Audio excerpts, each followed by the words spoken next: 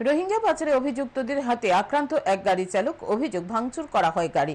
ঘটনা মধুপুর থানাধীন সিন্নি ক্লাব সংলগ্ন এলাকায়।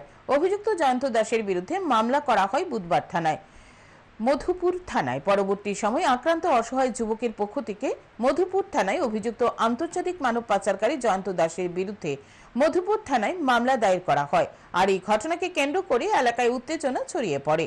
শুক্রবার মধুপুর নোয়াবাড়ি এলাকার সমরদীপ বর্ধন তার গাড়ি নিয়ে কোয়াঢেপার উদ্দেশ্যে যাচ্ছিল। এমন সময় সিন্নি ক্লাব সংলগ্ন এলাকায় আসতেই তার গাড়িটিকে দাঁড় করায় ওই এলাকারই এক যুবক।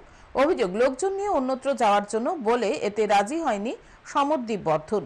অভিযোগ, মুহূর্তের মধ্যে কোয়াঢেপা এলাকায় আন্তর্জাতিক মানব পাচারকারী হিসেবে পরিচিত জয়ন্ত দাস তার গাড়িটির উপর আক্রমণ করে এবং চালকও মারধর করে।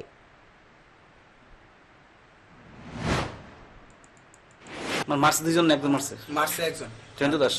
হ্যাঁ, কি করে আপনি? আমি তো রোহিঙ্গা ব্যবসা করে, বাংলাদেশে রোহিঙ্গা টিলে পাচার করে। বাড়ি কয়টা? কতদিন যাবত এরকম করছে?